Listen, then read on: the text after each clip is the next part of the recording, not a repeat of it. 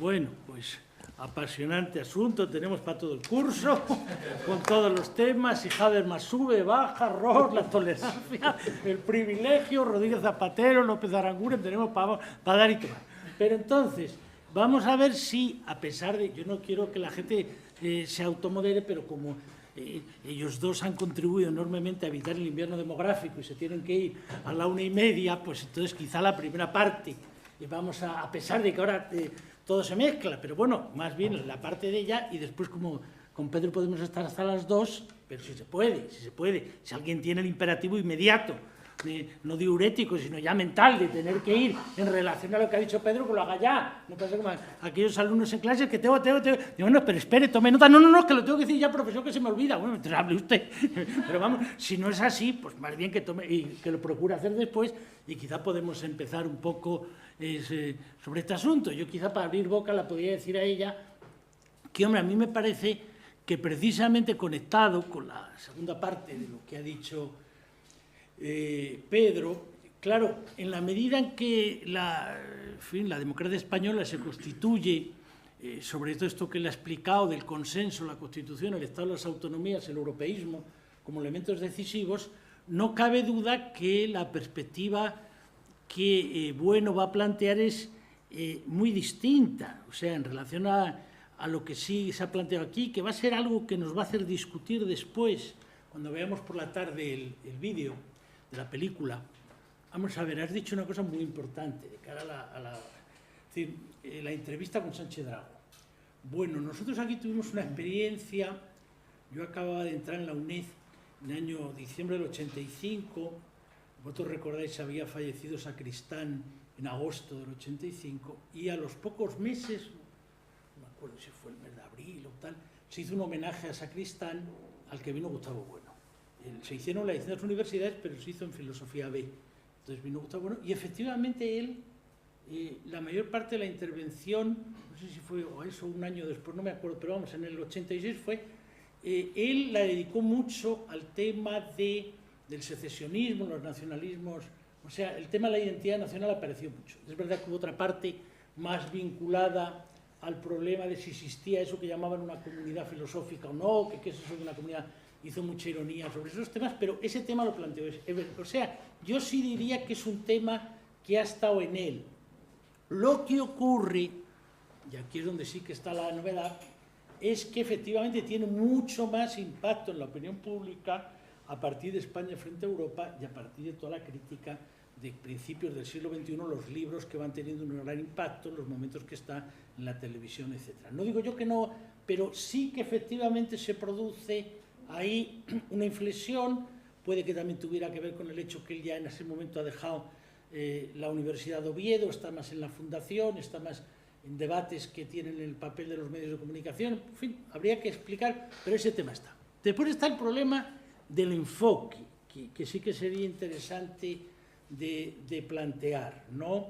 Vamos a ver cómo lo ves tú este tema. Vamos a ver, a mí sí me parece que ahí hay un problema en esto que decía Pedro, bien caracterizado, de que dentro de la derecha pues hay la parte también un poco más, cínica, o decir, bueno, no nos metamos más en barullos, pues la política es el día a día, bueno, a fin de cuentas pues ya todo es relativo, nada se sostiene, nada es líquido. También está la otra parte, ¿no? La parte más identitaria y tal, ¿no? ¿En qué medida ellos podían haber pensado en Bueno como un intelectual que pudiera dar sentido a eso? Bueno, vamos a ver, yo creo... ¿Pero quiénes son ellos? En la derecha, cuando ha dicho en la de dos caras de la derecha, ¿en qué medida él podía haber aparecido como un intelectual que diera tarea a ese conservadurismo? Aquí hay que matizar algunas cuestiones. Es decir, a pesar de la caracterización que has hecho, no te olvides que desde principios del siglo XXI se hace un proceso por parte del gobierno del PP, por parte de Aznar, de intentar producir una renacionalización, o sea, reconstrucción de la identidad nacional española. Y ahí juegan un papel muy importante los historiadores. Por ejemplo, el volumen de la historia de la nación y el nacionalismo español, con casi 1000 páginas que saca Galaxia Gutenberg, donde está Pepe Varela, donde está la Fundación Ortega, donde está Fusi, donde está Morales Moya, donde está Andrés de Blas, muchísimos. Eso tuvo una importancia enorme que yo había vivido unos años antes como diputado en el debate sobre la enseñanza de las humanidades, sobre todo la enseñanza de la historia. O sea, no se puede decir que la derecha no tuviera ese esfuerzo de reconstruir.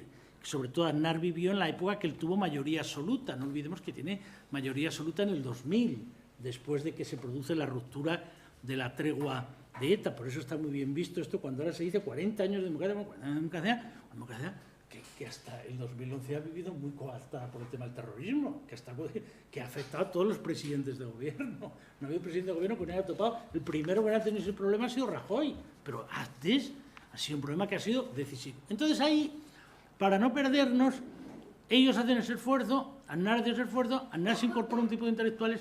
Entonces, ¿dónde está donde yo creo que está un poco dos cosas interesantes que debíais pensar? Una, ¿por qué le chocaba tanto a la derecha? Podría una parte de la derecha haber intentado coger parte de bueno, la fundación de la defensa de la nación española, Abascal y estos, pues intentaron. Claro, por el tema del materialismo filosófico. Es que, claro, el problema que hay ahí es que considerar el catolicismo únicamente como un elemento de la identidad nacional, al modo como lo podía haber interpretado Ledesma Ramos o Montero Díaz, claro que para ellos eso es insuficiente completamente. O sea, ellos lo viven eso de otra manera, lo viven que eso es un elemento no solo constitutivo de algo que ha estado en nuestra tradición cultural, sino una tradición que tiene que tener futuro. Otra cosa es que pueda ser hacer alianzas, como se ve en el libro ese con Ratzinger, sobre lo que dice Ratzinger, el libro que ha sacado Pedro, pero claro, de ahí ya es pedir mucho a una parte de derecha que quiere hacer una batalla de valores y decir, oiga, pero son neoconservadores en un sentido, de decir, oye, es que esto queda simplemente como un elemento de identidad cultural. No. Después hay otra, que ahí, sin embargo, sí sería interesante, lo hizo uno ya como viejo, para vosotros, que es la siguiente. Vamos a ver, vosotros recordaréis que durante tiempo ha habido, además de esas dos posiciones, Pedro, una tercera. No solo han sido los, digamos, los más escépticos, los más cínicos, o más tecnocráticos, no solo los que han querido representar una posición más, vamos a decir, convencionalmente neoconservadora, identitaria, y una tercera, que tuvo una gran fuerza, que curiosamente ahora, sin embargo, por cómo se está planteando el lío, pues no se mantiene. Y miro a Pedro Insúa. Vamos a ver, ¿tú te acuerdas tu debate con Sabater? Claro, entonces efectivamente durante un tiempo, que esto tiene que ver con lo que discutíamos ayer sobre el Estado y la nación. Claro, Sabater, por ejemplo, durante un tiempo argumentaba, bueno, no, si yo lo que me importa es el Estado de Derecho. Entonces en aquel debate Pedro Insúa le dice, no hombre, no, Estado de Derecho solo no, la nación española. Ah, no, a mí la nación española me la suda, lo que me importa es el Estado de Derecho. Ahora, si tú coges el artículo de este verano, Astemios, ahí hay un cambio radical. Él de pronto dice, bueno, yo también de joven fui cosmopolita, de pronto fui apátrida, pero este asunto no se resuelve así. Entonces, claro, ahí sí que hay un problema de una tercera posición que ha tenido un enorme peso, en UPyD en una parte, en Ciudadanos en otra, que ha sido una perspectiva de intentar oponer, digamos, la lógica de la ley y del ciudadano, y el ciudadano que se vincula a un Estado más allá de los sentimientos identitarios, a los nacionalismos periféricos, pero sin recoger una identidad nacional española. Y esto es lo que ahora esa perspectiva ve difícil ante el reto. Esa perspectiva, por eso ahora os elogia tanto hasta el Félix Ovejero. Y estos chicos de buenos sí que saben. Estos sí que saben, no están como el Liria y el otro que no saben, estos saben. Porque, claro, ven que necesitan crear esa conexión. Con lo cual ahí vais a tener una dificultad grande, porque cómo conectas con los tecnócratas cosmopolitas por un lado, cómo conectas con los identitarios por otro, pero también con esta que no sabría cómo definir, pero por decir una palabra, ciudadanismo abstracto. Ha habido un cierto ciudadanismo abstracto que ha considerado, yo soy ciudadano, yo tengo la ley, no, esto ya se plantea. Y entonces ahí se plantea el problema que tú has planteado muy bien. Vamos a ver, que lo has planteado muy bien en la caracterización que has hecho, lo has planteado muy bien. Vamos a ver, la gente dice, bueno, vamos a ver, ¿pero por qué tenemos que seguir viviendo juntos? Claro, oiga, pues tenemos que seguir viviendo juntos porque era lo mismo, como no hay fronteras, era lo mismo estar aquí que allí.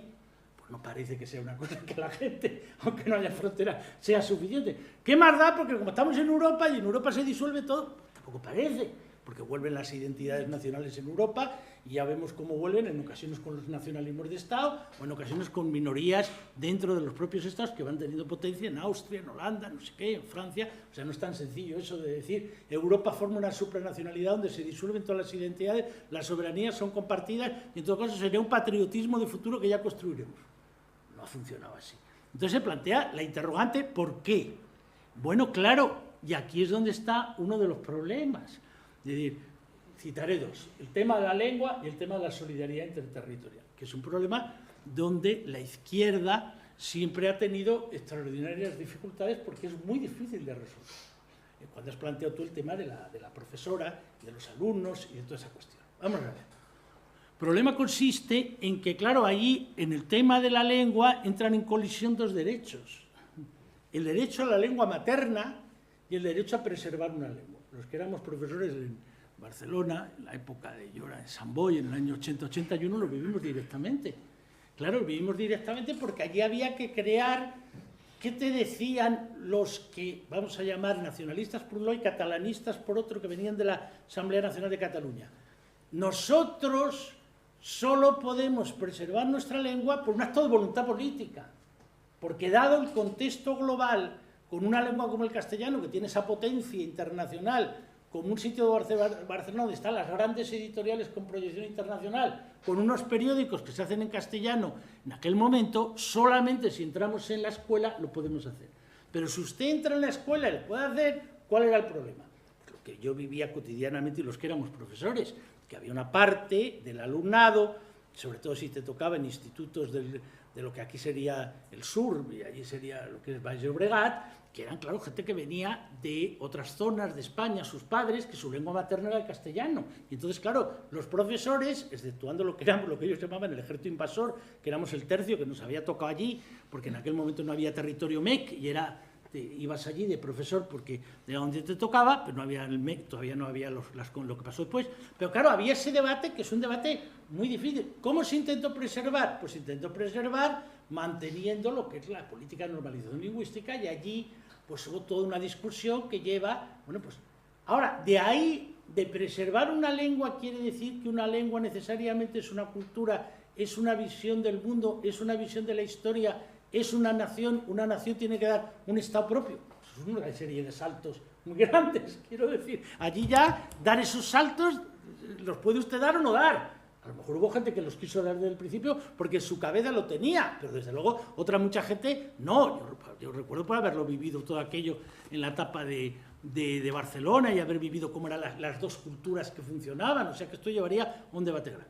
Pero ahí habría un problema en relación a que de la lengua pasar necesariamente a la nación y la nación al Estado es un salto muy considerable que solo se da con interpretaciones de la historia muy sesgadas en relación a lo que ha sido el problema de la Guerra Civil Española, de las dos Españas y la experiencia del siglo XX. O sea, te tienes que comer una parte de tu historia muy fuerte para que eso pueda preservar y que esté en la cabeza de la gente.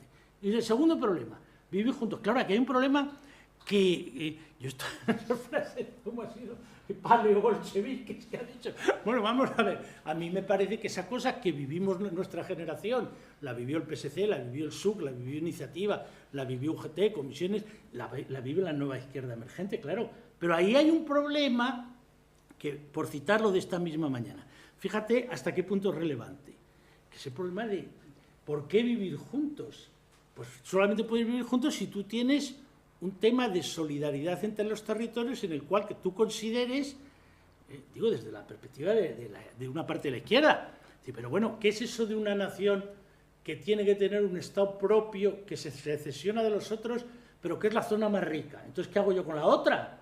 Entonces tú fíjate que en el fondo el debate que ellos tienen, que es el debate formal, al decir ellos me refiero ahora a Podemos y a En Común Podem y a todo esto, es una parte del debate que es decir, muy bien, somos formalmente los más democráticos, hasta que no haya un referéndum a la escocesa, tal, no podemos allí. ¿Y usted qué defenderá? Porque no es solo un problema de del procedimiento, es un problema sustantivo. Ah, no, yo defenderé que se queden en España. ¿Y por qué? Claro, porque el otro le puede decir, es que yo no quiero, porque es un Estado fallido. ¿Yo por qué me voy a quedar allí? Eso es un lastre de que o no, o sí quiero quedarme. Y entonces fíjate lo que le dice ayer la líder de Podemos en Andalucía. que es muy importante. Le dicen, no, yo tengo el mayor respeto a la verdad catalana, pero no quiero menos para Cataluña.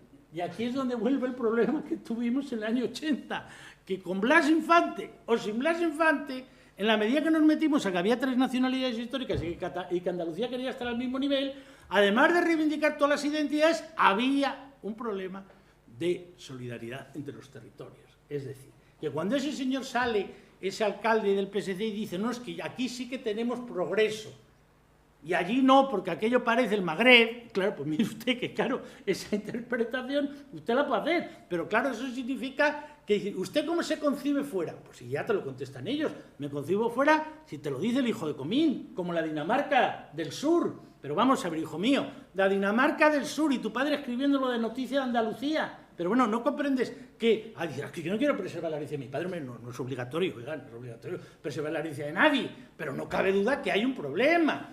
Y entonces ahí sí que hay un problema que paleobolcheviques o no van a tener que resolver, porque es un problema de cómo yo hago la secesión, porque si yo parto de la idea de que yo soy solidario, ese es el problema que hay, pero no más solidario que con Córcega o con Sicilia, pues claro, no hay manera. Tiene que ser la idea de que soy solidario porque he tenido una historia en común y porque no lo quiero dejar atrás.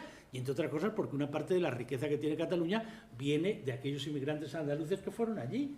Entonces, si esa parte no entra, la de los otros catalanes, en el imaginario, entonces es muy difícil de desabatallarla. Claro, porque si renuncias a esa parte no hay manera. O sea, esa batalla es una batalla donde efectivamente no es una batalla solo de ciudadano abstracto, no es una batalla de la eternidad de la historia de España, está muy bien visto, no es una batalla de que da todo igual porque, bueno, Europa al final todo lo suprime, no. Esto es como le diríamos el otro, el toro ya está allí, ¿cómo resuelve usted el toro? Pues, hombre, ahí tienes una tradición, y allí ya no quiero decir más, pero esto nos llevaría a otro debate sobre el tema de la memoria y el tema de la historia, que nos llevaría a otro debate también muy importante. ¿Qué memoria, qué historia, qué memoria? Bueno, ha sido muy larga la intervención, era solamente para ir animando, para que ya vaya manos que quieran intervenir. Marta. Yo no quiero hacer una pregunta, pero sí quería añadir a la de Antonio para que me añadieras en la respuesta. Cuando Antonio dices que para una parte de la derecha ese catolicismo cultural que le desmarramos es muy poco, pero una parte de la izquierda eso es muchísimo. Que eso es muchísimo, es una barbaridad. Quiero decir, una parte que a algunos nos podría interesar como algo bueno, si lo encontramos antes, que la cuestión de la teología política, te aseguro que eso es horripilante, es una parte inmensa de la izquierda. Entonces, para que lo tengas en cuenta la respuesta. Paco. Vale, Y después Pedro. No, a ver. Bueno, yo estoy de acuerdo en muchas de las cosas, de las críticas que Gustavo Bueno hacia la izquierda. Yo creo que la izquierda tiene que criticarse muchas cosas. Pero, hombre, hay veces que se mete ahí un totum revolutum, que no todo el zapaterismo era deleznable. Y ahora, dejando un poco la cuestión de la memoria histórica, hombre, yo ahí como afectado. Hombre, ahí, digamos, no es una revancha, es simplemente que las heridas mal cerradas no se cierran, no, que los muertos no enterrados vienen como banco, es decir, que ese es el problema. Y claro, ahí no hay simetría, es que yo desde que soy pequeñito, como todos nosotros, hemos visto en las puertas de las iglesias de todos los pueblos españoles una lápida que decía caídos por Dios y por la patria, y estaban puestos todos. Yo también no mía, pero política ahí en esas filas, ¿no? Y bueno, mientras que los otros no sabían dónde estaban. Entonces quiero decir, y además esos asesinatos, la mayoría deleznables, fueron hechos en una situación de guerra civil y de asedio, y los otros se hicieron hasta el año 76 o 77. Entonces quiero decir que hay una disimetría que de alguna manera había, porque todavía no se ha hecho, habría que resolverla. Entonces cuando eso se hubiera resuelto, es decir, cuando los cadáveres todos los tengamos enterrados y todos los tengamos reconocidos, entonces ya se podrá. Pero mientras quede esa deuda, no es una idea de revancha, es una idea de justicia, una idea del señor que tiene derecho a decir dónde está mi tío, dónde mi abuelo, o dónde tal. Es que yo creo que eso es una cosa, y como decía mi pobre padre, dice, aquí eran caballeros mutilados y judíos cojos. Entonces los judíos cojos, que además en muchos casos eran judíos también, pues tienen derecho también a decir, oiga, no, hombre, yo no quiero ser caballero mutilado, pero hombre, un poquito de equilibrar el asunto, ¿no? Entonces, yo creo la cuestión esa que se ha hecho muy mal, que se ha hecho de forma oportunista, que es verdad que ahí se han mezclado las churras con las merinas, pero que hay un elemento esencial que es una de las innumerables enfermedades que tiene este país. Y claro, aquí el problema, yo no sé si otros países también probablemente hayan tenido un juego de mayoría, minoría, un juego de guerra civil continua, pero el nuestro en concreto ha sido tremendo. Y claro, la tradición de los vencidos de vez en cuando quiere levantar la mano y se la vuelven a pisar. Entonces claro, eso ya empezó a pasar, bueno, pues desde los judíos, los pocos protestantes que había, los alumbrados, los novatores del 18, los liberales del 19, los socialistas, comunistas, anarquistas del 20 y del 21. Entonces, claro, ese es el punto. Es que, claro, cuando dice la historia, bueno, por eso lo de Gustavo, bueno, yo hablaba ayer algo del patriotismo. Claro, dice, no, es que la patria tiene que ser una patria objetiva, bueno, y tú lo has dicho también, una patria objetiva basada en una historia objetiva y demás, y yo estoy de acuerdo con eso, pero es que lo veo muy difícil, porque claro, ¿cómo construimos una historia objetiva cuando aquí ha sido unas guerras continuas civiles y una destrucción de las minorías? Además las minorías que era contradictorio, porque además era una selección negativa, porque la minoría era lo mejor. Eran los más listos, los más intelectuales, los más capitalistas, es decir, que hemos hecho encima una selección negativa, es decir, a los mejores los expulsábamos, primero a los judíos, luego a los moriscos, luego a los liberales, luego a los comunistas, es decir, claro, que al final ha sido una situación, y claro, cuando al final se impone una bandera, se impone un himno, pues claro, ayer decía Vicente Navarro, es que en Cataluña hay muchos que la bandera borbónica, y digo, y en España, yo también, claro, el problema es, dice, no, es que no solo en Cataluña, es que hay muchos que la bandera, oiga, yo la bandera monárquica no me siento reconocido en ella, ni en el himno nacional, reconozco, y ahí en eso me distingo de digamos, las versiones estas que critican tanto el 78, yo creo que no se pudo hacer nada más porque no hay más cera que la que arde. Y este país es un país de centro de izquierda, pero de centro izquierda, no es revolucionario. Es un país que damos muy poco, hemos sido muy levantiscos, pero nada revolucionario. Aquí no se ha hecho ninguna revolución. O sea, aquí, como decía siempre, aquí ningún rey ha sido muerto por el pueblo. Se mataban entre ellos en luchas dinásticas. Y eso nos distingue de Francia y de Inglaterra, sin ir más lejos, ¿no? Entonces quiero decir que con esa realidad no podías hacer más cera que la que arde, pero eso no significa que fuera necesario aceptarlo, que eso fuera justo o que fuera simétrica la cosa. O sea, se hizo lo único que se pudo hacer, ¿no? Y entonces, cuando ahora, después de 40 años, queremos simplemente, pues eso, volver a decir, bueno, ya no hay peligro golpista, ya no hay problema de eso, entonces ahora ya podemos, digamos, iniciar una andadura a todos común, habiendo pagado ya las deudas. Entonces, ese es el asunto, ¿no? Pero bueno, en resumen, que yo estoy de acuerdo, muchísimas críticas de Gustavo, bueno, nosotros las hacemos también de alguna forma minoritaria, pero que no todo es recuperable. Y luego la consecuencia, a contrario, como dicen, es que yo creo que los puntos esenciales de la posición filosófica de Gustavo Bueno son absolutamente incompatibles con los núcleos esenciales de la derecha clásica. Lo decía ya uno, ¿no? El individualismo, el economicismo, el idealismo, el confesionalismo. Es decir, en ese sentido, digamos, el intento, la tristeza de que la recuperación que se haya eso, y solamente hay que ver los homenajes después de la muerte de Gustavo, ¿no? La desproporción brutal entre los 2 o 3 de izquierda que querían recuperarlo y el 99% de derecha y de extrema derecha decían, eso es el grande, el maravilloso, el espléndido y tal, pues claro, es una cosa bastante, yo creo, asimétrica y que no se ajusta a una recuperación, vamos, a la importancia fundamental, y ya lo dejo aquí. Yo creo que hay un problema grave, que es que las posiciones políticas de Gustavo, bueno, deformadas, ampliadas, modificadas de sus últimos años, puede cargarse justamente las aportaciones al filósofo español más grande de la segunda mitad del siglo XX, como dije ayer y lo he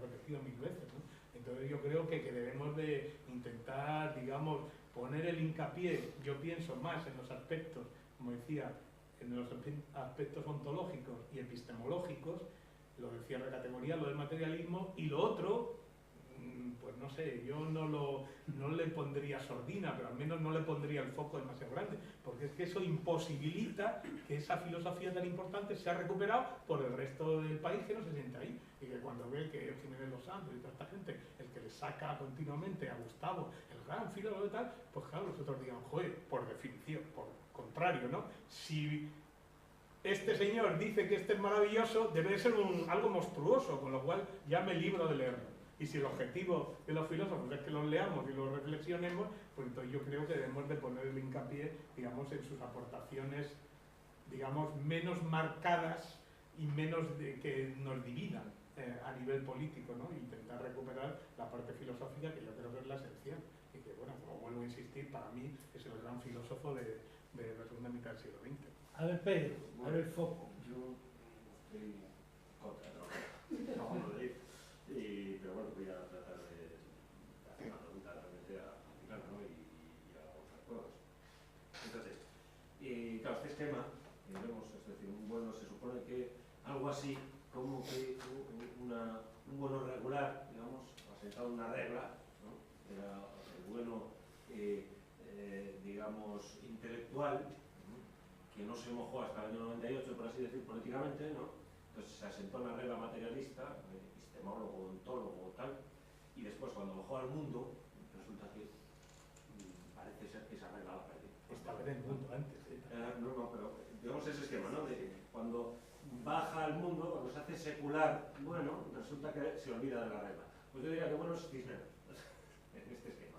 Es decir, bajó al mundo y mantuvo la regla, digámoslo así, como Francisco de Cisneros, ¿no? Es decir, mantuvo la estructura. Igual, yo no creo que se haya, digamos, malversado la regla materialista, ontológica, epistemológica, noseológica, etcétera, cuando ha atacado, y además, un poco en la línea de lo que ha dicho Aquilana, es decir, a 300 días de la muerte de Franco, a 300 días de la muerte de Franco, a 100 días de la muerte de Franco, 3 años de la muerte de Franco, 3 días. Era 100 días.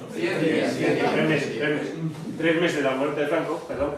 Pero hay una revista, la revista Cuadernos del Norte, del año 85, creo que es, que Alberto Hidalgo le hace una entrevista a Bueno, y Bueno da las mismas posiciones que tiene en España frente a Europa, exactamente igual. Y es muy interesante porque un discípulo suyo, que es Alberto Hidalgo, claro, está como frenando, porque Alberto Hidalgo está como diciendo, pero ¿cómo? ¿No estamos a favor de diciendo, no estamos a favor del asturianismo? Y Bueno está diciendo, no. O sea, el propio, se da cuenta uno de que dónde está Alberto Hidalgo y cómo Bueno le va refrenando ese entusiasmo, digamos, progresista, vamos a llamarlo así. Entonces, eso es del año 84, esa entrevista. Entonces, eso, digamos, enlaza con la pregunta que claro también. Y bueno, que Santos Mases ha tocado después, entonces, bueno, te voy a terminar porque estoy terminando un poco. Claro, Atilana dice, bueno, España, y Bueno dice, España, bueno, es un problema menor, digamos, la secesión de Cataluña es un problema político, precisamente es un problema político, respecto de la hispanidad, que es lo que queda, digamos, del naufragio del Imperio Español, ¿no? Pero es un problema político, como españoles sí nos afecta. Sí nos afecta, entonces. Sí nos afecta como problema político. Y precisamente nos afecta como problema político porque esa idea de imperio recae, digamos, en el campo político, a nivel ideológico sobre todo, en España, como leyenda negra. Entonces, recae así. Entonces, esa idea de imperio, claro, Unamuno la reconocía como la enormidad de España. Unamuno, que es, yo creo, el único, lo he dicho varias veces, que hay una fundación Gustavo Bueno intervenido en este sentido, de la posición de Unamuno la más asimilable es con la de Gustavo Bueno en la actualidad. Y Unamuno, frente a Ortega, que decía Ortega que España era anormal porque no había quien la gobernase, porque solo lo que hizo España lo hizo el pueblo y tal, no había élites y tal, porque faltaba sangre germana, como de Ortega marinera. Entonces, en España invertebrada, entonces Unamuno dice, no, es que la norma de España es su enormidad, España es internacional, esto lo dice Unamuno, España es internacional. Pero claro, revirtiendo, vamos a esa historia sobre el campo político y sobre la situación de España, políticamente hablando, como Estado, no como imperio, que como imperio efectivamente pues no existe, es una idea absurda, digamos, políticamente hablando es una idea absurda, porque no hay un imperio, no existe tal cosa. Ahora, como decía Tilana, como el principio de inercia, también es absurdo, es decir, no hay ningún móvil que al final no le afecten fuerzas, pero esa línea recae, pero deformada como ley de la negra, por ejemplo. Vamos a decir ahora, profesor Francisco Martínez, claro, las minorías se fueron expulsando. Bueno, primero, enclasar todas las minorías en el mismo saco, como si fueran los mismos, desde los alumbrados hasta los judíos, todo es lo mismo, y se quedó fuera, ¿no? Los mejores. Es que los mejores, bueno, eso es mucho decir. ¿Por qué los mejores? Yo creo que ahí tienes un montón de Cervantes, no se fue. Todo el siglo de oro español estaba completamente cómplice de las expulsiones. Por ejemplo, Cervantes es partidario en 1609 que se hayan sido expulsados los moriscos, por razones geoestratégicas, claro, las que dan. Entonces, poniendo en boca del propio Ricote, diciendo que estábamos alimentando a la sierpe, dice. Entonces, el propio morisco que se va. Los judíos son expulsados 100.000, pero luego regresan 50.000. 50.000 que son asimilados, según dice Espinosa, en una generación o dos. Dice Espinosa, España lo hizo bien, no como Portugal, que nos expulsó a todos. Esto dice Espinosa, pero todo teológico político. Entonces, bueno, eso es indiscutible, pero revierte ese imperio revierte con la leyenda negra, y ese es el problema que tenemos. El problema, como ha puesto de manifiesto Rocabarea, Iván Vélez antes y demás, ¿no? Es decir, que lo que seguimos teniendo, filtrado absolutamente en las instituciones educativas, etc., es esta leyenda negra, que no hay Dios que se la quite encima. Entonces, por ejemplo, la normalización lingüística gallega, yo el tema gallego, porque como soy un español nacido en Galicia, pues más o menos lo conozco, y estudié allí, en la adolescencia y todo esto, la ley de normalización lingüística en el año 83, firmada por Albor, que hablamos antes, uno de los que estaba alrededor de la mesa de camilla de Piñeiro, es decir, el galleguismo en Galicia se ha institucionalizado por el propio Fraga, o sea, en Galicia no hizo falta un PNV ni un CIU para hacer lo mismo que en Cataluña y País Vasco, con Fraga fue suficiente, con el PP de Fraga allá en torno de la mesa camilla de Piñeiro, pues una ley de normalización lingüística que tiene al español, ese valor que decía, como idioma extranjero. O sea, como idioma extranjero no, porque extranjero es el inglés, extranjero invasor, o sea, como idioma hostil.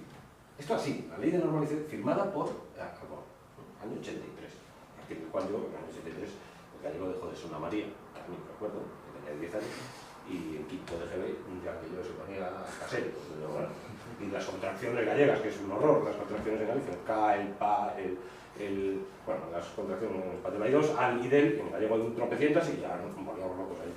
Entonces, con la normalización, digo, con el gallego normalizado. Entonces, claro, esa filtración pone a España, sí, desde el punto de vista de la hispanidad puede que sea un problema menor, pero claro, como españoles, ahí sí, como ciudadanos, pero no ciudadanos de cualquier sitio, sino como ciudadanos españoles, claro que te ponen un brete porque te está arrasando con tus propios derechos, que tienes sobre Cataluña, sencillamente es esto. Es decir, que no es que, bueno, que hay problemas con la lengua materna, no, es que estás arrasando con los problemas, con parte de la soberanía, la soberanía nacional, sencillamente. Sí, rapidísimamente, porque ya es obvio que tienes prisa y tienes que ir, pero quiero también enlazar con Pedro, hacerte una pregunta muy concreta. Me ha parecido magníficamente cómo has planteado que el problema es las razones por las cuales se quiere destruir una realidad histórica.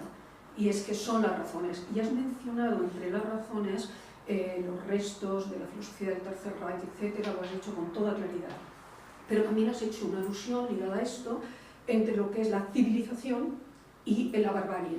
Y yo creo que aquí enlazamos, en mi opinión, pero por eso me gustaría preguntarte, con todo lo que ha supuesto el estructuralismo antropológico de Levi-Strauss en la propia definición de lo que es o no civilización. Y eso me liga a lo que estábamos hablando, que comparto plenamente con el tema de la leyenda negra. Es decir, desde el momento que el concepto civilización, tal y como lo estamos utilizando, no es reconocido y se entiende que cualquier civilización es válida en sí misma, nos quedamos sin una herramienta de contraposición. Civilización y barbarie. Y en mi opinión, y también me interesa que me te pronuncies sobre eso, es como personas como Laclau, que hacen una integración de todos esos conceptos del antropologismo estructural, del gramscismo, del Círculo de Viena y demás, generan toda una doctrina o todo un marco teórico en el que absolutamente todo llega como un cóctel molotov, donde atender a razones, como tú estabas planteando, para ir contra o desmontar razones, se llega a hacer prácticamente imposible. O al menos, bueno, imposible para algunos desde luego, pero es un totum revolutum que no tenemos bisturí con el cual entrar con orden a través de ese magma en que todo confluye y al final no sabes por dónde está atacando, ¿no? Esto es lo que quería. La dejamos a Tilana, que se tiene que ir un poco ya. A ver, ¿por dónde empiezo? Bueno, otra cosa, para recordar como anécdota, respecto a las posiciones de Bueno sobre España, si son de una época o de otra, muy bien por sacar la entrevista de Hidalgo, pero nosotros conocemos por anécdota contada por Bueno personalmente, que la banda terrorista ETA, al fundarse, invitó a Gustavo Bueno a pertenecer a ella. Es decir, y por tener apellidos de La Rioja que consideraban que podría ser un vasco. Ay, bueno, las razones que les dio a aquellos jóvenes etarras salidos de un seminario, seguramente fueron evidentemente las que le hacían reconocer como absurdo luchar contra España. No sabemos lo que les diría, pero ahí ya lo tenía claro. O sea, mientras el resto de España o la España antifranquista podría valorar la lucha armada de ETA por esto, por su condición de antifranquista, antes de fundarse la ETA, o sea, fundándose, Gustavo Bueno ya les dijo que eran unos imbéciles. Que si querían tal, que por supuesto no contasen con él, tal. O sea, eso es hablar del vasco estaba más cerca del chimpancé. Sí. O sea, ese tipo de cosas. O sea, que tú fíjate ya, o sea, antes de 1968, o sea, imagínate. Y una cosa que no he dicho de esa entrevista de Sánchez Dragó es que ya prepara la idea de recoger una tradición de filosofía materialista desde, pues bueno, desde el medievo. Y esa tradición de filosofía en español, quiero decir que el tema de España, tal como aparece en esa entrevista, ya no solamente es por España, sino incluso por su propia concepción de la historia de la filosofía. Que esto parece tardío, parece tal, eso ya está ahí. Pero bueno, entonces por la de la inflexión, que España frente a Europa suponga una inflexión, si entendemos por inflexión en un sentido positivo una segunda parte que claramente marca un antes y un después respecto a posiciones que hasta entonces no estaban dadas, por supuesto. Ahora, respecto a que esté desconectada o suponga un cambio ideológico, es entonces como no lo reconoceríamos. Una inflexión, por supuesto, entre otras cosas para colocar en su sitio a aquellos que pensaban que Gustavo Bueno hablaba de la ciencia pues en plan metafísico. Porque es que lo sorprendente es que ahora el fundamentalismo científico está en algunos discípulos o en algunos estudiosos de su obra que creen que la filosofía potente está en la filosofía de la ciencia, pero solamente desde el fundamentalismo científico se puede decir eso. Cuando precisamente, como estamos diciendo, he intentado explicar, cuando tú entiendes la idea como una crítica conceptual, como una crítica entre conceptos, porque la propia pluralidad de los conceptos hace brotar las ideas, eso no tiene sentido. No tiene sentido entender la filosofía como saber de segundo grado y decir que Bueno en España frente a Europa hace ideología. No tiene ningún sentido, ¿no? Entonces, lo del enfoque de la derecha, o sea, que yo entiendo que es muy interesante todo lo que has dicho, pero de alguna manera me has planteado problemas que tienen otros, o sea, que no tienen materialismo filosófico. O sea, y el problema que tenga alguien de la derecha que conectaba con lo que había dicho. Sí, por eso, que yo igual lo puede responder mejor Pedro, ¿no? Porque yo, claro, me he visto de momento con una problemática que tiene un montón de partidos por tener unas orientaciones, pues tal, que digo, Dios mío, que lo arreglen, o sea, que se arreglen ellos. Pero esto es una manera muy rápida de atajarlo, que no es formal, pero quiero decir, respecto a estas derechas, pues yo creo, si puede servir de respuesta a esto, que lo que ha significado el materialismo filosófico para estos partidos o para estas personas que tuvieron como unas posiciones firmes en algunos asuntos, es para romperles los esquemas, es para acabar con el maniqueísmo. Entonces, esa es la virtud de la filosofía crítica, que de alguna manera a los que ha sorprendido es porque quieren seguir permaneciendo dogmáticamente en las etiquetas que previamente manejaban. Entonces, esto lo dice Kant, ¿no? O sea, tú puedes estar toda la vida pensando en una... no me acuerdo cómo lo dice Kant, pero es una frase muy brillante, la crítica de la razón pura, ¿no? Cuando dice algo que tú toda la vida estás defendiendo, pues te duele mucho deshacerte de ello. Bueno, pues lo siento. O sea, la cuestión es que la razón no tiene edad. Entonces, resulta que nos ha roto los esquemas. El maniqueísmo se ha acabado. No hay izquierda. La izquierda es un mito. Entonces, hay muchas izquierdas en lucha a muerte entre sí e históricamente. Y esta es la potencia que tiene el materialismo. Es, en el fondo, el no tener que considerar la historia como un campo sobre el cual tenemos que hacer justicia. O sea, que al final, si hay muchas izquierdas, pues no es porque lo decidamos o nos guste o queramos, es porque es la realidad histórica la que lo muestra. Entonces, los proyectos son objetivamente incompatibles. Entonces no se puede hablar de la izquierda, no se puede. Mientras que la derecha sí tiene cierta unidad, a pesar de que en el mito de la derecha también se presentan diferentes generaciones de derecha, pero la cuestión, pulsaciones, no son generaciones, ¿no? Modulaciones, eso, perdón. El asunto es que uno no decide, y esto es otra vez contra el mentalismo. El materialismo filosófico es objetivista, en este sentido, o sea, tiene una idea de la historia que te hace tener que aceptar la verdad porque es lo que está hecho. Entonces, el verum es factum, ¿no? Si de hecho la guerra civil la ganó Franco y los vencidos, claro que hoy no somos vencidos. Este es el problema de la memoria histórica, es que yo no soy una vencida, ni usted tampoco. O sea, podrán ser sus padres, y en ese sentido hay una tradición familiar, evidentemente, en donde los relatos tienen muchísima importancia. Yo siempre digo, en este caso, pero vamos, ya en plan personal, como estamos entre amigos, yo estoy orgulloso de que un tío mío fuera fusilado en 1936 con Federico García Lorca, y que no fuese enterrado. Porque yo creo que aquí la perspectiva ética es fundamental. Eso lo he apuntado porque me ha gustado, ¿no? Jodidos cojos. Aquí hay que utilizar la perspectiva émic y ética, es decir, jodidos cojos desde dónde, ¿no? Y étic, ¿qué son? Yo, si ese rótulo me lo coloca aquel que yo considero que hubiera debido derrotar, me alegro. O sea, que no están enterrados, pues claro. De alguna manera es que, si no dignificamos al vencido tampoco. Es decir, porque esa es la historia, o sea, esa es la realidad. O sea, yo no quiero como vencido, caso de que lo fuese. Y ya digo, yo personalmente sí podría tener ese sentimiento de vencida, ¿no? Digamos, por mi tradición familiar. No quiero que pierda la dignidad una persona por el hecho de estar enterrado en un sitio o en otro. Es que no se la da el enterramiento. Y menos católico o menos confesional si soy ateo. ¿Dónde debiera estar? Compensar lo que hubiera debido ser y no fue. Esto, en el fondo, es tratar de forma judicial la historia. Entonces, no es ideal. Quiero decir, es ideal, no se trata de calificarlo, pero quiero decir, es que al final la realidad es la que es, y vencido, pues muy bien. O sea, ¿y qué? O sea, ¿y qué pasaría por eso? ¿Qué pasa porque tenemos que restaurar? No, porque eso no sería de alguna forma materialista.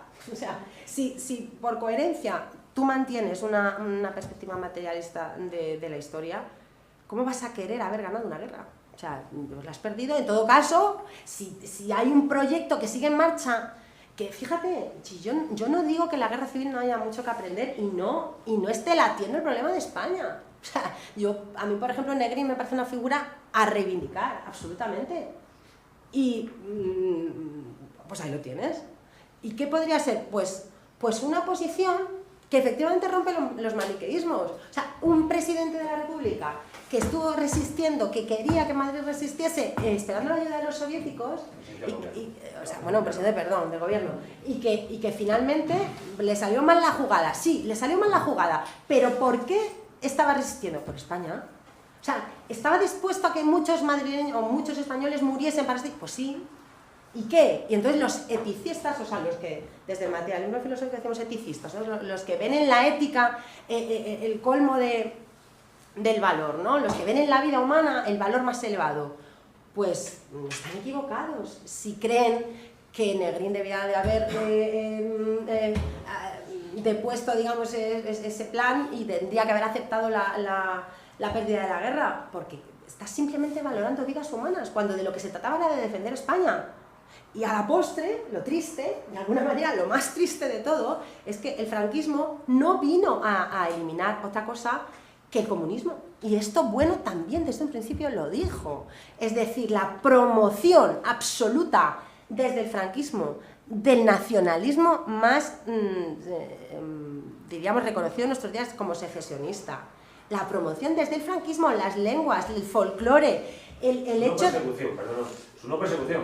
Es una persecución, pero... Estaba como un pez en el agua. Claro, pero esto fue la forma, en el fondo, de frenar lo que podía verse como una alianza del Partido Comunista. Entonces, eso, bueno, también fue una perspectiva desde la cual siempre vio cómo se había fomentado el nacionalismo en España. Y los antropólogos, por ejemplo, ¿quiénes fueron...? Con 8 minutos que te Perdón. quedan, di algo de lo de Ledesma Sí, Ramos y te vale, vas. vale, pero ahora voy y a Jesús le damos después, antes de que hable Pedro, porque Pedro va a tener que hablar también de lo de... Pero cuando te han hecho una pregunta más concreta de lo de Ledesma, pero a ver, alguna más concreta que puedas...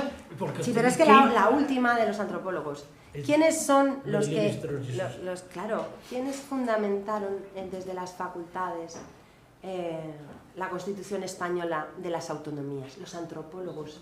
Entonces, estos antropólogos que en el fondo venían a presentar un país de juguete, ¿no? Pues el parque temático para visitar y decir qué riqueza tiene España. Entonces, esto en el fondo... Pues por eso digo, o sea, que la derecha, que se arregle la derecha. Es que a mí que me importa, claro, es que yo no tengo ningún... Pues esto, por eso, claro, que el PP, que se arregle el PP. Claro, o sea, es una cosa que bueno siempre decía, ¿no? A mí que me cuenta, yo no soy del PP. De que estoy diciendo España, que toman ideas que puedan estar presentes en bueno, pero por esto que yo creo que vino a significar, o sea, la ruptura de ese maniqueísmo, que a pocas luces que se tengan, pues evidentemente ves la virtud que tienen, en fin. Entonces, por lo del catolicismo cultural que decía Marta. A ver, otra vez el verum est factum. A ver, que España es católica no es una cuestión que elijamos, quiero decir... El problema es cómo defines el catolicismo.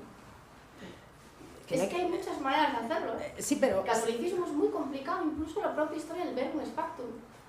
Pues yo me lo planteo de una forma tan física como las catedrales que ocupan el centro de todas las ciudades. O sea, a mí me haces esa pregunta y digo... Es que el catolicismo es muy complicado, mucho más que una catedral. Pues yo pienso, voladura de todos los centros de todas las ciudades. O sea, me haces esa pregunta y yo me imagino teniendo que volar el centro de todas las ciudades de España. Entonces es imposible.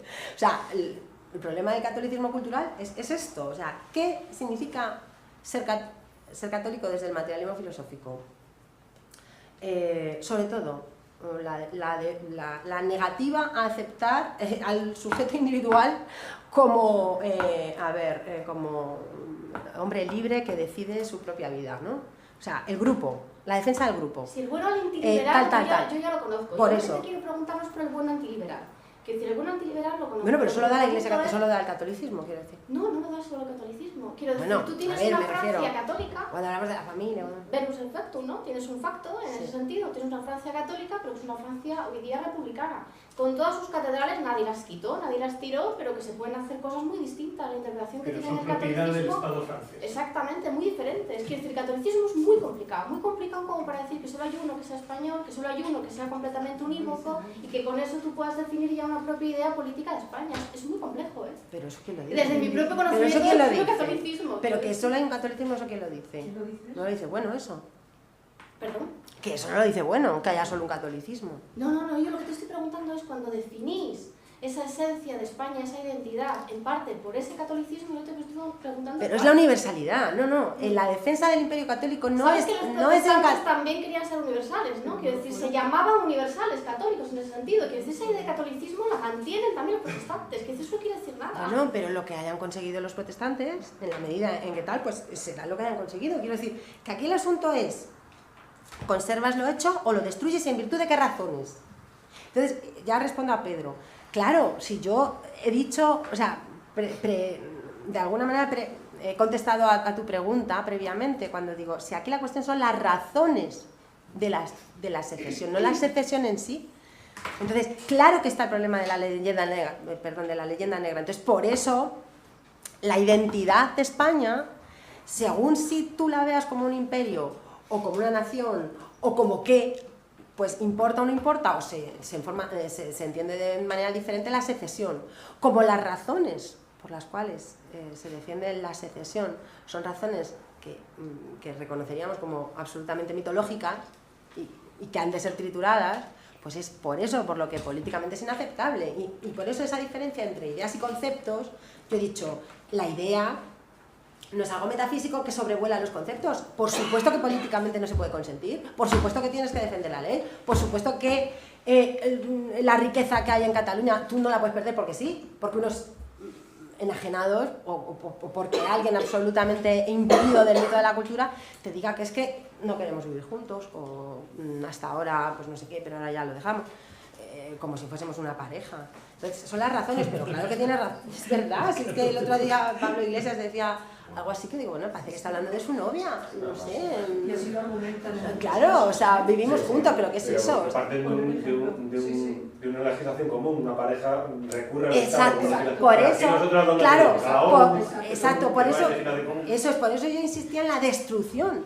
O sea, si no se trata de vivir juntos, sino que ya viviendo juntos, pues la cuestión es por qué hay que separarse. Y entonces, si tú estás utilizando la leyenda negra para romper esa identidad, puede que esa secesión lo que provoque sea una unidad más firme. Porque otra cosa que no he dicho en esa diferencia entre la unidad y la identidad es que, bueno, explica, y yo creo que esto no lo contempla nadie, vamos, entre los políticos quiero decir, que la unidad siempre es una suma de partes. Es decir, bueno, distinguen España frente a Europa entre la unidad de simplicidad y la unidad de complejidad. Desde el materialismo no hay unidad de simplicidad, es el concepto de espíritu.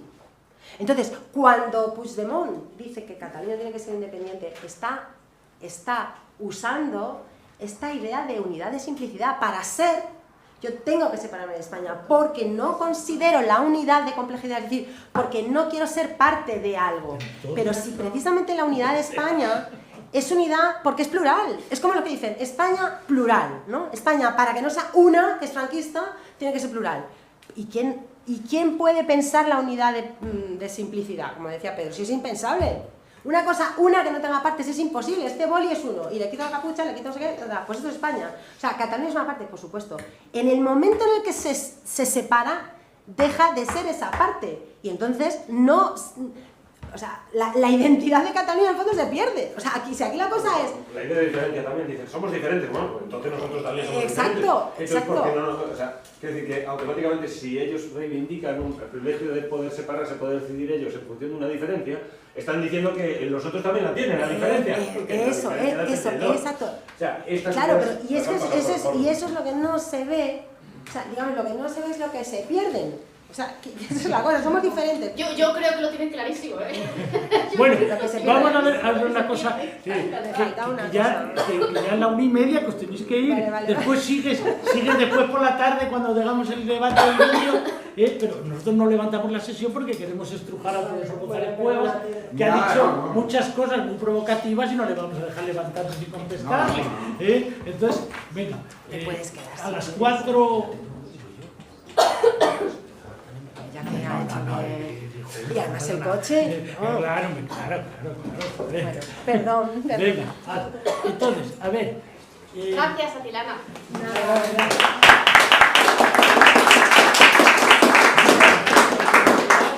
Aprovechando que hay, como por la tarde sigue el debate con el vídeo y después tenemos lo de Moreno Mestalla. Pero vamos a ver, el profesor González Cuevas, que alguna cosa le hemos dicho ya directamente sobre memoria e historia. No sé si Jesús Díaz quería hablar sobre el tema, no quería hablar. Bueno, pues vamos a ver, si quiere ya opinar. Sí, no, yo no estoy en absoluto de acuerdo con lo que se ha dicho aquí. Los alumnos. Sí, yo no estoy en absoluto de acuerdo con lo que se ha dicho sobre la memoria histórica. ¿Por qué? Porque eso que dicen nadie se va a oponer, es decir, yo eso lo participo de ello, es decir, sí, claro, sí. ¿Quién va a eso de los enterramientos? Nadie. Yo en algún artículo que he dicho que que eso se soluciona pues, políticamente con unos dineros y con unos pactos. Es que lo de la memoria histórica es otra cosa, es un proyecto político para la Tercera República. Y luego, yo como historiador, con todos los respetos, estoy ahí bastante acojonado con eso, con perdón de la expresión, porque yo soy uno de los que más ha sido atacado por eso. A mí me han dedicado 80 páginas de un libro y lo menos que me llaman es garnapio. ¿Por qué? Porque me dedico a estudiar que la derecha, ¿no? Y dice, eso es sospechoso, ¿no? Yo digo que estoy que más fichado que el Lute en ese sentido, y no sé si llegaría a catedrático, es que alguna vez por eso. Es decir, hay un proyecto de hegemonía en el campo historiográfico, con ese sentido, los discípulos de Tuñón de Lara, etcétera, y hay un proyecto de hegemonía política para un cambio de régimen político, porque lo de la memoria histórica en el fondo lo que hace es destruir el humus que se ha creado, eso que hablaba yo, del sistema político actual, se ha creado con la idea de reconciliación. Y según veo, pues esa reconciliación, desde ciertas perspectivas, es imposible. El año 56 lo hizo Ibargüen, es la primera que habló de reconciliación. No, antes lo hizo Aznar y Prieto. Bueno, ya, digo... No, y si nos ponemos Juan de Borbón, también dijo algo en el 46. Ya, pero eso está muy bien para conseguir, digamos, en un momento dado, pautas de poder. Si no tienes nada y en un momento dado pactas y eso, y ahora tienes unas plataformas para hacer ciertas cosas y para difundir ciertos mensajes, pues en ese sentido cambia. Es decir, lo de la reconciliación del 56 hay que verlo en un determinado contexto. Los contextos acaban y tenemos otra situación. Entonces, si tú ya tienes unas plataformas políticas, mediáticas, y has creado un conjunto de cátedras y de editoriales, etcétera, en el campo historiográfico, pues ahí puedes lanzar que la ofensiva para otras cosas. En ese sentido, ya digo, si lo dicen los propios portaestandartes de la memoria histórica, lo que hay es que reivindicar a la Segunda República como un paso hacia la tercera. Es decir, está ahí en un... Pero espera, yo te diría, pero vamos a ver, yo cuando te oía eso, que ahora yo está a punto de saltar, Dios te oiga, porque efectivamente, si vamos a revisar lo que fue la transición, unos diríamos, si ya nos ponemos cada uno a poner nuestro programa aquí de máximos, yo prefiero una tercera república que una república catalana. O sea, yo presenté una vez un libro de Pérez Tapias, Invitación al Federalismo en Blanquerna, y entonces estaba el señor Tardá. El Tardá estaba allí presentando, no estaba la cosa tan tensa como está ahora, era el 2013. El señor Tardá, estaba Campuzano, que ahora se ha hecho tan famoso, en la mesa. Entonces Tardá hablaba de la República Catalana, y entonces un tipo que había en primera fila le dijo, pero Tardá, hombre, pero qué decepción, Tardá, pero ¿cómo se te ocurre ahora la República? O sea, República solo para vosotros y nosotros monarquía para siempre. ¿Qué decepción, Tardá? De ninguna manera. Entonces, claro, Tardá decía, no, claro, quiero decir, vamos a ver. Si vamos a plantear cómo se hace la transición, hombre, cuando decía Francisco, hay el problema de lo que no daba más de sí la situación, el tipo de Estado que teníamos, hay un tema de lo que se llamaba en el lenguaje tradicional la correlación de fuerzas. La correlación de fuerzas era, o lo que llamábamos con Gracia Vázquez Montalbán, la correlación de debilidades. Ninguno podía imponer al otro, pero claro, el problema era que se cedía, es decir, entonces claro, aquí hemos entrado en una distorsión total. Yo les recomiendo a la gente que haga una cosa que yo hice hace 48 horas.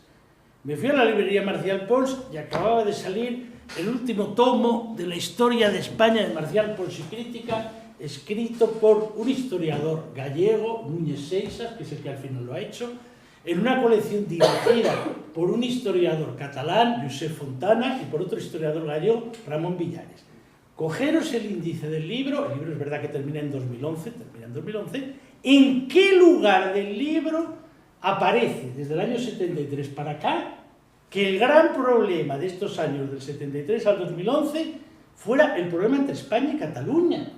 No, aparece el problema del atentado de Carrera, aparece el problema de la Revolución Portuguesa, aparece el problema de Arias Navarro, aparece el problema del Sábado Santo Rojo y la legalización del PC, aparecen los abogados de Atocha, aparece el problema del 23F, aparece, como no puede ser de otra manera, el gran debate sobre la OTAN, aparece la incorporación a lo que llamamos entonces Comunidad Económica Europea, aparece el 14 de diciembre, aparece las Olimpiadas, aparecen muchísimas cosas, pero durante tiempo se entendió que aquello era una especie, incluso se hablaba de oasis donde ese debate no estaba. Y de pronto hemos hecho una interpretación donde no, oiga, es que fue el tema decisivo. Por ejemplo, en el último debate del Parlamento Español sobre este asunto, se dice, no, el plan Arrojo, lo de Tarradellas. En aquella época no se entendió como arrojo, se entendió como un elemento de habilidad por parte del gobierno de Suárez, porque había una mayoría PSUV-PSC que era más del 50%. Y de la forma, en vez de dar la preautonomía a esa izquierda, se dijo, hombre, traemos a Tarradellas y la operación la hacen los servicios secretos, casi en ellos, y la hace Chentís. Entonces, claro, contar ahora, es que hubo un gran momento de arrojo, de Valdemar. No, aquello no se interpretó así.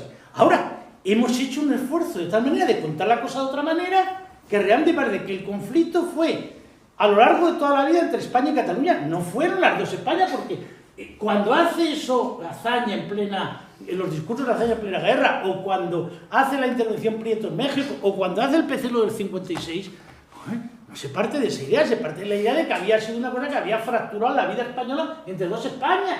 Entonces, claro, cuando decimos, hay que hacer justicia o no al vencido.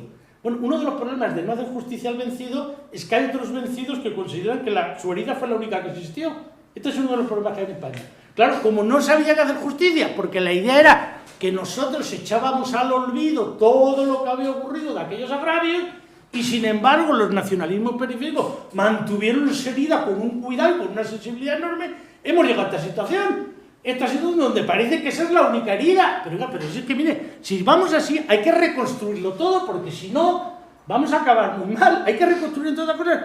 ¿Qué fue en los años 30? ¿Qué significó la República? ¿Qué es lo que pasó? Porque es que si no, la gente, claro, le has metido esa idea en la cabeza, le has metido la idea en la cabeza, que era un conflicto entre España y Cataluña, o entre España. No.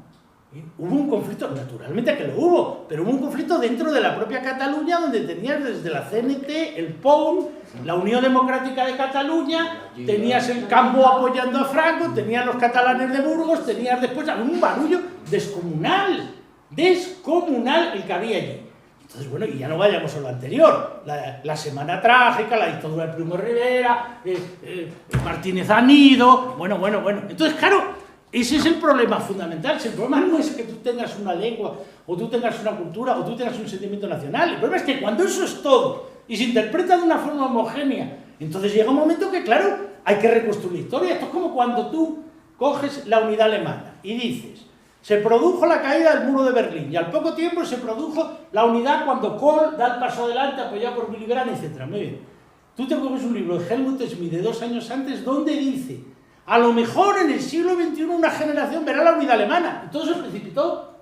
Claro, es como si de pronto aquí, en ese tipo de situación a la que vamos, se va la cosa polarizando, precipitando, y un día, claro, habría que reconstruir todos los libros de historia previos. Esto es lo que yo veo. Y claro, el problema de la memoria no es solo que uno tenga una memoria concreta, que cada uno tenga su memoria particular. No, ese no es el único problema de la memoria. Es que no hay Estado que funcione sin política de memoria. Y entonces la política de memoria se hace con una determinada interpretación. Y entonces al hacer una interpretación puedes pasar a hacer, bueno, pues lo que va a ocurrir esta tarde, claro, los premios Princesa de Asturias, en Asturias. No se hizo de cualquier manera, antes era príncipe de Asturias, ahora es princesa porque no hay heredero varón, princesa de Asturias. Se hace en Asturias. ¿Por qué precisamente en Asturias? ¿Por qué había sido la Asturias minera, la Asturias dinamitera, la Asturias borracha, que decían, la Asturias subversiva? Vamos a reconstruir la identidad y vamos a reconstruirlo con la corona, y vamos a hacer pueblo ejemplar, y vamos a hacer premios. Y hoy tienes al nuevo monarca, al presidente del gobierno español, que no ha ido nunca, y nada menos que al haberle dado a la Unión Europea a los 3 años. Claro que construyes toda una política de memoria. Una política de memoria que se basa, entre otras cosas, en decir, el monarca del 23F, el monarca de la intervención del otro día, el monarca hoy apoya por Europa, y eso es lo que tú vas construyendo. Y claro, eso lo construyes frente al otro que te está construyendo la suya, la de Puigdemont y tal. Y yo digo, y los que tenemos otro relato donde efectivamente consideramos que la historia sí es el lugar para hacer justicia porque nos vimos herederos de los vencidos en la guerra civil cuando nos toca. Por eso yo saltaba lo que tú decías. Hombre, ojalá Dios te oiga, pero es que no lo veo por ningún lado. ¿Por qué no lo veo? Porque es que veo más bien lo que decía ella al final, la Tilana. Es que si tú construyes con tanta potencia un modelo de identidad homogénea como la que está construyendo hoy el secesionismo en Cataluña, tú provocarás que en el otro lado aparezca una cosa que estaba dormida, que es un tipo de nacionalismo español. Esto es lo que te provoca, claro, porque en lo otro que no está así dormido para siempre, sino que en un momento determinado vuelve a resurgir. Y ahí ya cuando resurgen las dos cosas veremos a ver con qué identidad y cómo ocurre la cosa. Entonces es donde veo yo el problema. Cuando se planteó la etapa al principio del siglo XXI, la etapa Zapatero, claro, ahí efectivamente lo del pensamiento Alicia y lo del buenismo tiene una parte de verdad. Es decir, allí se pensó que de alguna forma este asunto pues se lograba resolver dejando hacer, dejando pasar, es decir, que se podía circunscribir únicamente al problema de los que no habían encontrado tumba, que eso también se hizo mal, porque tampoco se creó una financiación clara y un comisario dedicado a esto que hubiera resuelto los problemas. Se vino a plantear que cada uno lo fuera haciendo, y el problema era que estaba combinado con el problema del Estatuto de Cataluña y el problema de la negociación con ETA, con lo cual era una agenda realmente enrevesada, sin contar el problema del atentado yihadista que se hacía referencia antes del 11, ¿no? Del 11 de marzo, que era cuando tuvimos aquel debate, el nódulo materialista, el 15 de marzo. Entonces, claro, el del 2004. Entonces, todo eso era un debate donde, claro, había que haber dedicado muchísima energía para intentar ver cómo respondías al problema del yihadismo por un lado, al problema de la negociación con ETA por otro, al problema de la memoria histórica, al problema del Estatuto de Cataluña, sin contar el problema de la laicidad que estaba. Todo un debate ideológico que durante mucho tiempo se quiso rehuir. Quiso rehuir porque era la idea, igual que tú has planteado esto muy bien, de que hay esa parte, la derecha que ha tenido esa idea de decir, bueno, pero más o menos si ya todo es relativo, si ya nada es sólido, si ya nada importa, si todo esto es no creativo, una parte de la izquierda la tenía completamente. Dice, bueno, pues si ya con Europa, pero ¿qué problema va a haber? Hombre, si en Europa ya no hay soberanía, si no hay identidades, si no hay fronteras, si estamos vinculados a una cosa más amplia, claro, eso, bueno, pues... Claro, y eso ya nos dio alguna advertencia, el no a la Constitución Europea en Francia y en Holanda, que eso no funcionaba así. Y no había llegado la crisis del 2008. A partir de la crisis del 2008, eso se ha complicado muchísimo. Entonces, claro, por más amistad que yo tenga con él, simpatía, admiración, que Pepe Borrell ponga allí la bandera, esta es nuestra estelada, con la bandera europea, ya se lo he dicho a él. Mira, Pepe, ¿lo crees tú? Es que esto no hay manera que hoy la gente se identifique únicamente con la bandera europea. Es que yo comprendo que tú, con la mentalidad que tienes, la mentalidad francesa, la mentalidad de un chico de Lérida que estudia en Madrid, que está en Francia, que han estado en Estados Unidos, que su primera mujer era francesa, pero estaban vinculadas al Estado de Israel, bueno, pues toda una mezcla realmente muy cosmopolita, pero claro, no es la estelada. Esta es nuestra estelada. Vista las banderas que había debajo, no. Entonces, este es el problema que tenemos. Y es un problema muy difícil de resolver porque se te agolpa todo lo que no has querido tratar. Es donde yo veo el problema. Sí. Todo con hacer. Pero yo sí creo que hay una parte que tú le has valorado poco de la derecha que sí intentó hacer eso. Lo que no sé por qué le das tan poca importancia al papel de los historiadores en eso, porque ellos sí intentaron reconstruir una forma de identidad nacional en los diccionarios que hicieron del pensamiento político, en el que tú mismo hiciste sobre España, y eso no crees que ha tenido menos papel. Yo creo que ha tenido muy poco. Muy poco. Sinceramente, muy poco. ¿Ha llegado a poca gente, tú crees, en la opinión pública? Sí, es que en los ambientes en que yo me muevo está más bien lo de la razón cínica y estas cosas. El difuso, esto de que hemos viajado mucho y estas cosas, ¿no? Y entonces yo creo que eso, tú conoces a Andrés de Blas, igual que yo, y dice que él ha intentado influir en el PSOE alguna vez y ha fracasado por completo. Quizá que la derecha de Aznar sí fue más receptiva a eso, pero la de Rajoy, etcétera, no. Está en otra onda. Dicen que es tecnocrática, yo creo que ni eso, simplemente pues eso, que ya han llegado a la conclusión de que eso, de que todo como Marx o Bauman, que todos los sólidos Se desvanece. se desvanece, pero ya le dieron una andanada en el órgano que de FAES, diciendo que ojo, que esa derecha meliflua, digamos, que había sido sobrepasada porque venía otra vez Marx, porque venían los populismos, etcétera, pero no eso. Pero ya digo que yo creo que ha tenido, yo he participado en eso, en todo casi, pero no ha servido de mucho, ha servido para, por ejemplo, minorías que se sentían impotentes en el País Vasco, por ejemplo, sí, pero no he hablado con... Cataluña es distinta, yo participé en la BEL también, se lo cargaron y ahora es del PSC y hace cosas muy raras que yo veo aquí, yo ya no lo compro, y hace cosas que nada más que... Sabes que la revista La BEL, Sí. la BEL, pues pasó a influencia de Maragall y del PSC y nada más que habla de Cataluña, es decir, no, entonces yo creo que la labor de los historiadores fracasó en ese sentido, ¿no? Incluso el último que se hizo con Morales Moya estaba aquí muy pesimista, dio una conferencia diciendo, bueno, pues hemos dejado esto, después lo que pase, pues ya veremos, que salga el sol por antequera. O sea, ya digo, la situación es esa, desde mi punto de vista. Lina. Yo quería volver al asunto del catolicismo, que ha habido antes pues no sé lo que ha habido, pero no me he enterado muy bien. Pero me parece muy importante para esta discusión que habéis tenido, que estáis teniendo, de cuál ha sido el papel de bueno desde el punto de vista de los intelectuales de un bando del otro, una España que está muy maniqueamente dividida. Y a bueno, o sea, yo creo que no es cierto que el éxito de ventas de Bueno sea en los 2000, porque el libro que más se vendió ha sido El mito de la cultura, que es del 97 y que además es gracioso porque los que criticaron a España frente a Europa, siendo cercanos al pensamiento de Bueno, me parece entonces no entendieron bien el mito de la cultura, porque el mito de la cultura, o sea, es una crítica a todos los nacionalismos periféricos que se basan en una lengua de Estado, o sea, que no es tan alejado, vamos. Pero ese fue el libro, pero siempre decía, bueno, este libro es el que más ha leído y el que más ha vendido y el que menos ha leído, siempre decía lo mismo. Pero bueno, es verdad que en los 2000 tuvo muchísimo éxito y es verdad que el éxito editorial que tuvo muchas veces consistía en que te ponía un libro de filosofía, como es El Zapatero del Pensamiento Alicia, pero en el título estaba Zapatero y en la portada también, y vendía un montón de ejemplares a un sector normalmente de lo que se llama la derecha política o sociológica, que luego no se lo leían porque era imposible. Y así sucesivamente, vamos, yo qué sé, la Fe del Ateo tuvo mucho menos éxito siendo publicada por las mismas editoriales, porque a esa derecha sociológica política eso no le entra.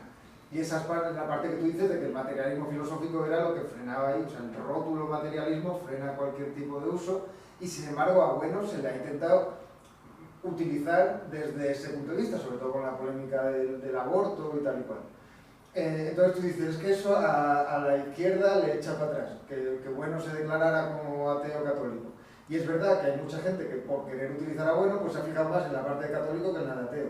Lo que pasa es que en la charla de Pedro Inso de antes, que ha hablado de 3 fuentes del materialismo filosófico, una era la escolástica tomista, es una fuente del materialismo en cuanto que el materialismo la destruye desde el ateísmo. O sea, el catolicismo solo tiene un pozo racionalista y materialista una vez que es reinterpretado desde el materialismo filosófico. Porque es verdad que Bueno mismo jugó a lo que antes más se ha llamado las alianzas, o sea, en el libro este con Ratzinger de Dios salva la razón, salva mucho más de la historia de la Iglesia que en otros textos para convencer a Ratzinger de lo que quería, que era del ateísmo esencial, o sea, ese es su objetivo, pero la defensa del catolicismo en Bueno, excepto en ese texto que es a lo mejor un poco más, quitando un poco más leyenda rosa si quieres, siempre ha sido muy crítica con la Iglesia católica. Esa es la cuestión. La cuestión es, ¿puedo decir? Sí. Una de las cosas, yo lo iba a comentar después por la tarde, pero me da igual, lo comento ahora y así, a por la tarde habláis de otra cosa. Una de las cosas esenciales, cuando yo decía, bueno, hace 20 años, era esa discusión. La discusión es, Gustavo Bueno era realmente alguien que se dedicaba fundamentalmente a la epistemología, era realmente un marxista o era otra cosa. Quiero decir, esto ya hace 20 años, cuando yo aparecí por allí, porque estudié en la UNED, pero bueno, caía por allí. Y una de las cosas que a mí me interesó de Gustavo Bueno, la que me interesó de Gustavo Bueno, y luego diré por qué razones, es la cuestión de la teología política y el reconocimiento de ese catolicismo y de esa base filosófica. Pero te aseguro que tuve que discutir absolutamente con todo el mundo, porque nadie reconocía esa fuente.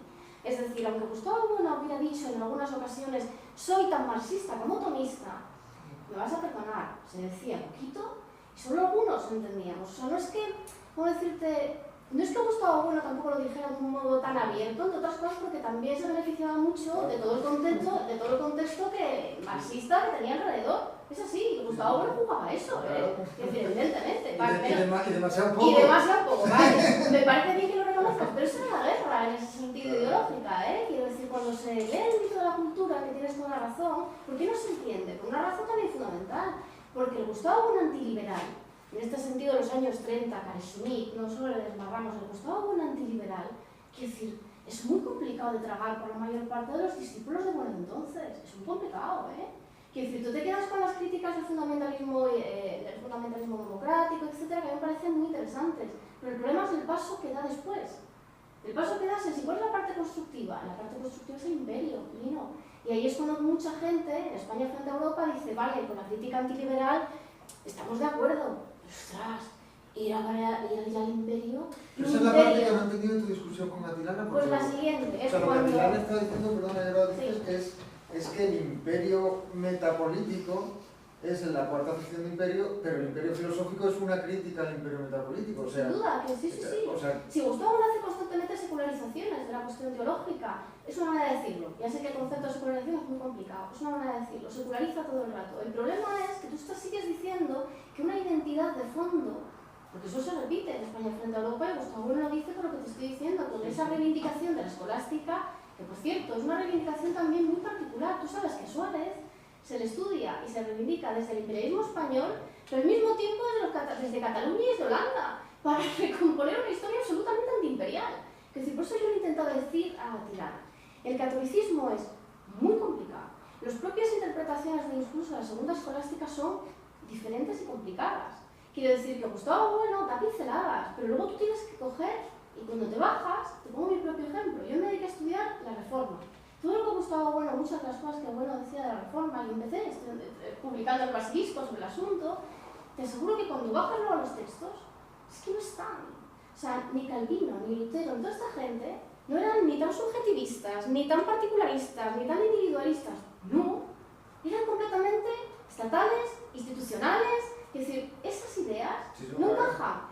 Quiero decir que... depende, la Fedela te habla mucho de eso, o sea que sí, que eso está claro. ¿Tú me entiendes lo que quiero sí, decir? La crítica es, sí. ¿desde qué catolicismo habláis? ¿Desde qué recuperación de ese pozo cultural de Sí, identidad eso me española? parece muy importante, lo que pasa no es que me parece muy importante, pero creo que sigues atribuyendo el imperio metapolítico Bueno, cuando él lo que está defendiendo es el imperio filosófico, o sea, que no...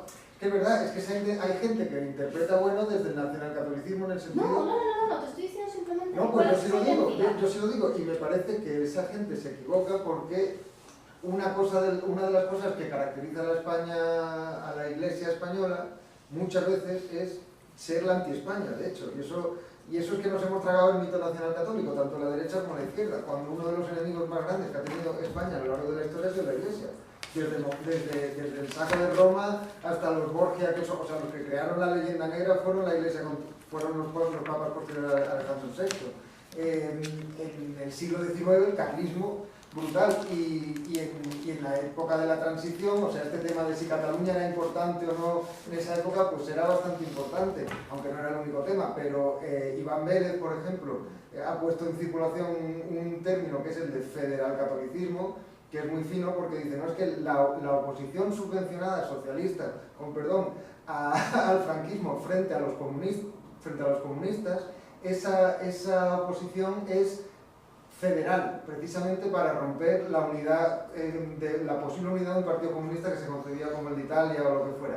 Y en eso el diálogo cristiano-marxista y la convivencia de la Iglesia es total. Y hoy en día en Cataluña pues se ve perfectamente que los obispos, los bispas... Pero es que yo ese discurso lo compro también, que si Sí, te sí. vuelvo a decir lo mismo, Pero esto lo que es que es significa. tan complicada Exacto, la Iglesia, exacto. que es muy difícil hacer esa Exacto, línea. claro. Que si tú me hablas de unos Pero eso términos... lo sabía bueno. Claro, bueno, Hombre. bueno, claro que lo sabía. Si el problema no es que lo supiera bueno, el problema es cómo lo hacía entender a los demás. Eso sí, eso sí. Eso es muy diferente. Bueno, apasionante asunto. A las 4 ya hemos invitado a Lino que sea ponente después de ver el vídeo. ¿Ah, sí? Le veremos allí, que sale allí muy bien. Sale muy bien en el vídeo, pero después nos acompañará en el debate. Y si se ha incorporado también a Tilana y Pedro, estupendo.